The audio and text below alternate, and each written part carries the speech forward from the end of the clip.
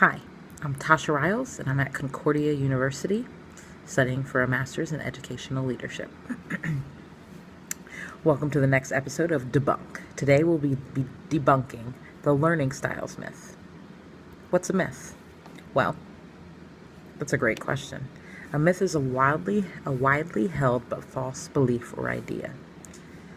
The myth we will be tackling today for educators all around the world is the myth about learning styles. For example, we have auditory learners, visual learners, and kinesthetic learners.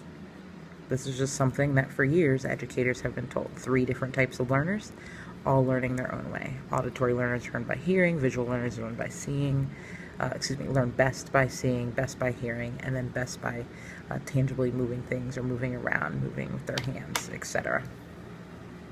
Now, this learning styles myth is actually a neuromyth, which involves the brain and involves false understandings about the brain. And it's pretty interesting to read about.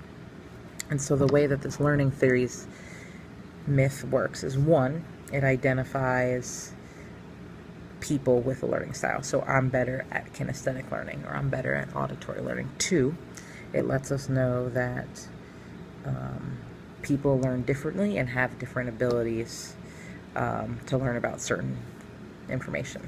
And 3, that if people and individuals who identify as kinesthetic learners, if they identify themselves as a kinesthetic learner, then they will learn best by moving and being in action, and that'll make them have better educational results.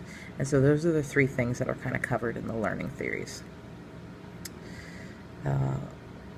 Read lots of articles, looked at lots of things, and that has been debunked. It's not a thing. It's not an actual thing. And yet for years and years and years, being in the educational realm, being in the realm with other people, just knowing about people, working with students, this has been something that has been constantly told over and over and over again. And so when we think about this myth, the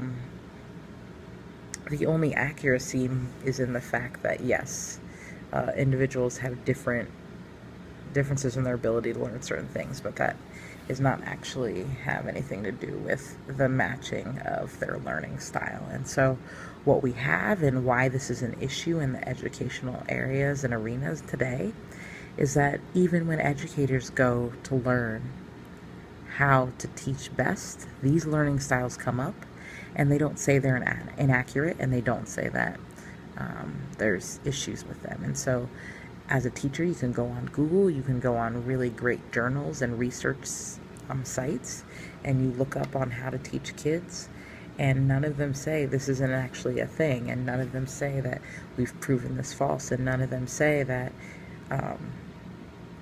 you can teach a visual learner visually, but they learn other ways as well, and they need to be learning other ways. And really what you do is it's called pigeonholing. You get people in a certain area, and so since they're not visual or they're not kinesthetic, they decide they don't want to do music, or they don't want to do PE, or they're not good at PE. Or the other way, the placebo effect, where now you have visual learners and all they want to do is visual things, so they only focus on art and they're not doing any type of music, or they're not doing any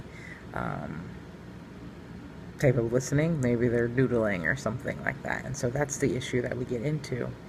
And for educators as a whole, it's really hard to fight something if people aren't fighting it with you. And so what we see is that the science behind this newer myth has not been applied to the educational realm as it should have been. And even though all of this stuff has, all these tests have been done determining that this isn't true, educational areas, schools, classrooms, charter schools, public, private, have not been seen as areas of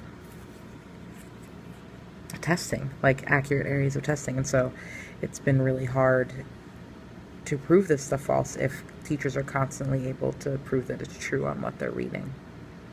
So we as educators have to bind together and just decide that we're going to teach students effectively, and that this is no longer an effective way of teaching. Thank you.